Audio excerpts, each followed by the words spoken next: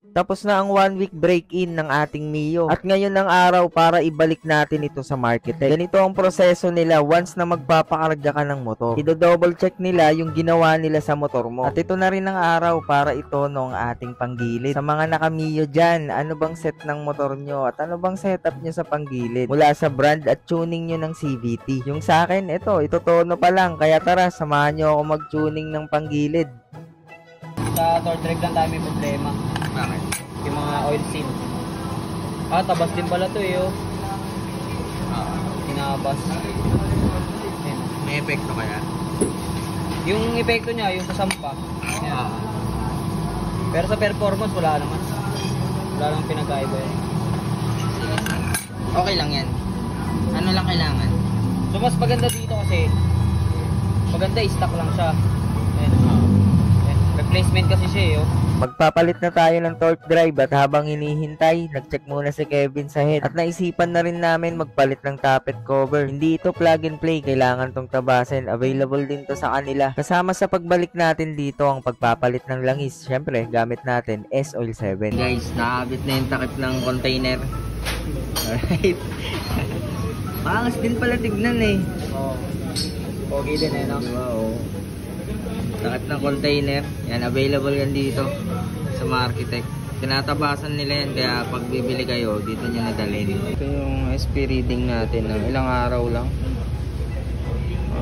Upon checking, medyo lean yung high RPM. Tapos yung low RPM reach. Ayan. Aftermarket siya nakalkal. So, alanganin na yan. Buti may nakuha tayo na segunda mano. Ayan, galing to kay Jao. Segunda mano na torque drive. Tapos yung starter na stock. Ayan. Mga kailangan palitan. Ito nga pala ang ilalagay nating center spring 1200 RPM HIRC. At sa clutch spring naman 1500 RPM na HIRC rin. Nagpalit na rin tayo ng clutch damper JVT ang gamit natin. Maliit na pyesa lang to pero malaki ang dulo. Ikinasa na natin ang ating clutch spring at center spring. NCY naman ang gamit nating lining na long show. JVT naman ang bell na gamit natin o clutch housing. Sa pulley set naman ang gamit natin ay HIRC din. Ito nire-recommend sa atin ng karamihan kaya susubukan natin. Napansin din ni Kevin na matigas yung throttle kaya gusto niyang palitan ng cable. At ito nakita natin, mapuputol na, konting-konti na lang. Palit tayo V-belt. Ayan, original. Bagong belt. Tapos cable. Palit tayo cable. Magpapalapat na tayo ng belt, observation, adjustment, at tuning na talaga.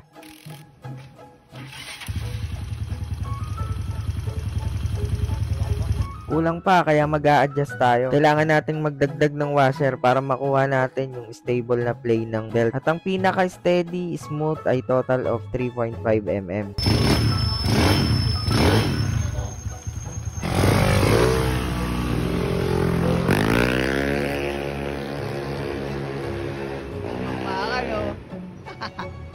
Anong observation mo? Tagal tumulak. Masyadong mabigat yung bola. Ganun. Okay. Pero yung setting mo ng as in full CVT, okay na? Yung settings nito, okay na to. Okay na lahat ng setting. Sa bola na lang tayo nag-tuning. Kasi kaya tayo maggaga ng bola. Gawa ng papalabating pa yung pulley. Pati yung belt. Kaya kung makikita nyo, may nilabas siyang grasa. Mga yan, langis. Okay. So yun guys, nagpalapat lang ng belt. And ayun, sa mismong pulley set natin, nagpalapat lang daw. Para pag nagpalit na ng final na tuning ng bola, maganda na yung takbo. Ilang grams to? 8? Straight na to, 8. Straight 8 na tayo. Testing natin ulit yan. Baka sumama ko yung dahil sa straight. Pwede tayo mag-adjust. Pwede tayo magbigat ng dalawa. Okay.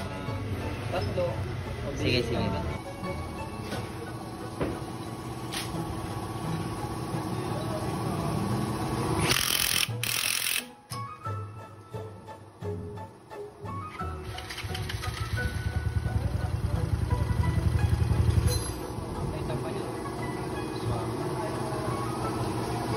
lang.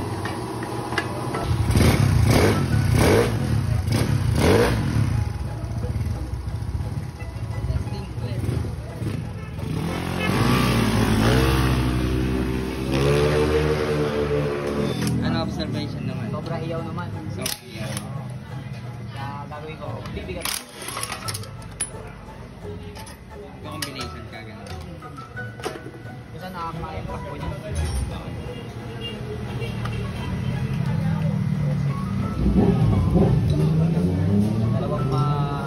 Dalawang mabigat lang. Dalawang mabigat. Anong sukat yan? Ay, Ano, anong 10. grams yan? Dalawang 10. Tapos apat na 8. Belt mo. Ah, ito yung ano, no, Oo, markings. hanggang dyan agad yung tayo ng belt mo. Oo. Diba? So, good ano na yan, no? Maganda senyalis na yan, di ba? Oo, maganda sinyalis na yun kasi konti na lang eh. Oh. Oo. Tapos tingnan mo sa pulley. Oo nga, hindi na lang din. Oo.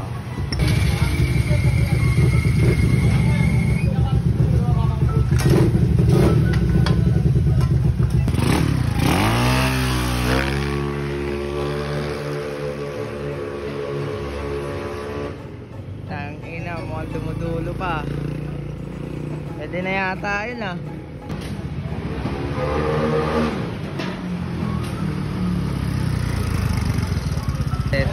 Lalagay natin D-Tech scooter gear oil. Kay Daryl to eh. Shoutout sa'yo Daryl. Ito, gamitin natin gear oil mo.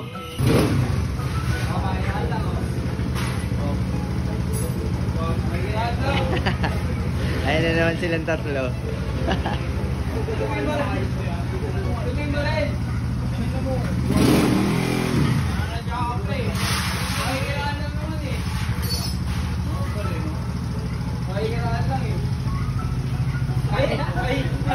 Ay, gawagan ka lang mga. So yun guys, all set na to. Ayan. Wala tayong binayaran sa labor, pero nagbigay naman tayo pa merienda. At dito na tayo sa MAR para kunin na yung upuan na pinagawa natin para kay Bullet tsaka dito sa Mio. Pinahiram nila tayo ng upuan para mapagawa natin agad to. Alright.